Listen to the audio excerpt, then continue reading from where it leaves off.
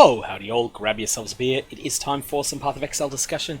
Today I'm going through the patch notes and just picking out a couple of the things that excite me the most to point out. And one of them is the changes that are happening to Vaal side areas in maps. Now, Vaal side areas in maps was something that I was quite excited to see would be added to the game in 3.9. Then what we ended up getting was a real disappointment. Vaal side areas in maps just ended up being really unimpactful. There were basically no monsters in them. The bosses of them were as weak as paper noodles. They just fell over when you shot them once. And they just felt like there was no real excitement to them, no real reason to go in there. And I eventually started ignoring them entirely. So, what's changing? Firstly, Vaal side areas found in maps, and those that are created by placing a fragment in the map device, now count as map areas for the purposes of map drops. So this is going to be a little bit of a boost early in the league when you're still trying to develop a map pool. There doesn't seem to be any issue at the moment with sustaining your maps once you've got a few behind you, but when you've got almost no maps at the start of a league, this will be a welcome change. So if you're running, say, your first tier 4 map of the league, and you see a Vaal side area in it, you definitely should do it. There's a chance you'll find tier 5 maps in there, and those would be really good to get. Additionally, for purposes of other mechanics which interact with map areas, not actually sure what that means unless it's something like the challenge to kill 1500 map bosses. Maybe those map bosses would include Vaal side area bosses now as well, I don't know. But anyways, we don't know if we're going to have a challenge like that next league, so it's a bit of speculative. They now generate as rare areas, meaning they will have 4 to 6 modifiers on their area. Now initially I saw this and I was apprehensive because I thought, oh, that's going to mean a lot of them wasted to reflect. However, there's a little bit more coming on that later. Basically this means there'll be more pack size, more item quantity, just generally more stuff to do in these maps. They'll feel like a more impactful zone. Vaal side areas opened by placing an individual fragment in the map device are now one level higher across the board. This isn't particularly important. It is something that I sometimes do on day 1 of a league. If I get to maps and I'm thinking, oh, you know what, I just want to run a bunch of this side content, while I'm trying to get myself a little bit of currency, maybe loot some vanity cards, vanity being a divination card that gives a tabula rasa with a single Vaal implicit on it. So for that reason, it's something that won't make much of an impact, but it's a little bit of a bonus. Now, the values on area modifiers are now similar to those found on maps of a similar level. This, I think, is impactful and useful.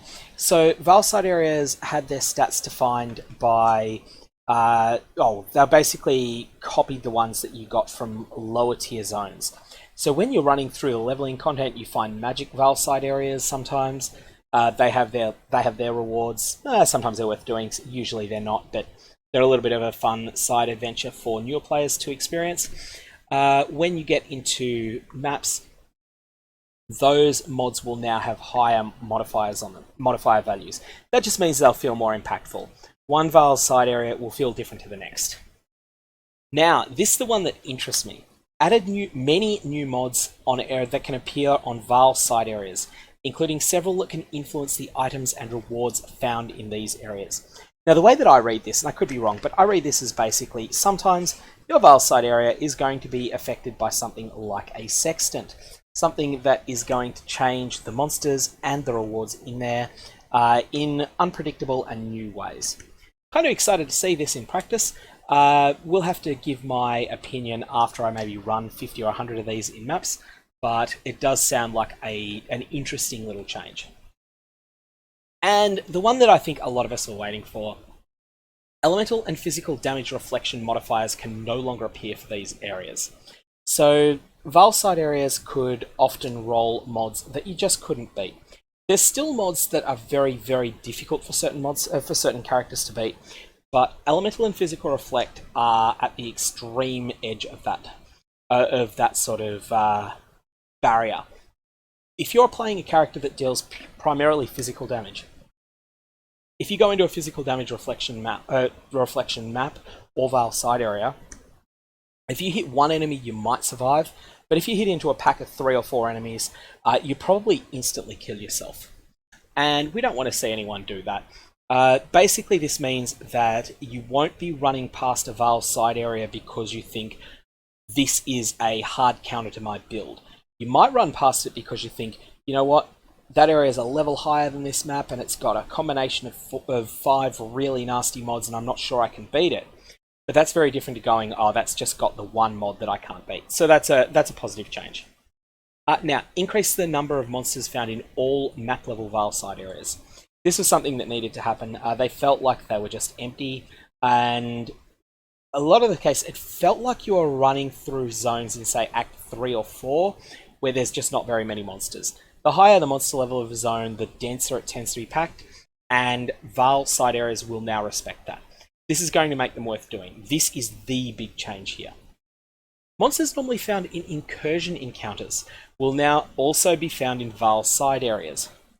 This is going to be deadly. There's going to be a lot of players killed by these. You're going to go into one of these Vaal side areas and you're going to think, oh yeah, everything's really easy. And then suddenly you're going to have a bunch of Chaos Spitters ambush you out of nowhere and bloom, character sent to softcore. There will be hardcore deaths to this change, but that said, I think it's fair, it's listed in the patch notes, and it's something that there's lots of counterplay to, and it's just going to be sort of a bit of a funny moment when it happens to someone, and then a very bitter lesson learnt for that person. And then importantly, side area bosses now have life pools similar to other unique monsters found in maps. This needed to happen. I don't actually usually notice the bosses in Vaal side areas the times I do them, even at monster level 84. Now, one thing I'm interested to do, it's possible at the moment by stacking Ivory Watchstones. So these are the Cyrus-only drops, the ones that are consumable Watchstones. They're unique, they're consumable, and some of them, not all of them, but some of them increase the monster level of an area. One thing I'm interested in doing is finding a Vaal side area whilst I'm running a tier 16 map that has had 3 tiers added by these Watchstones. So you wind up in a zone that is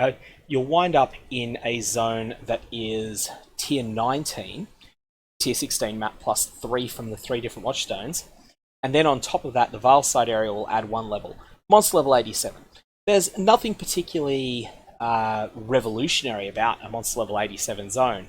It's just a monster level 86 zone, except the monsters have 5% more damage and 5% more life, and a few more points of armor and things like that. But it will be interesting to just see it, to see that 87 up on the screen, to start getting item level 89 loot dropping. Not that it does anything more than item level 86, but it will be cool to see. Anyways, that's my thoughts on the Vaal side area overhaul. I'm actually excited for this. I think it'll be a good change, and I'm looking forward to encountering these in maps. These are the sorts of small changes that I think can be a really positive upgrade to the game, even though they don't revolutionize your playstyle. They're just something that's there, that you encounter, and that forms part of the background of the game, but the fact that they're being iterated on is a great thing.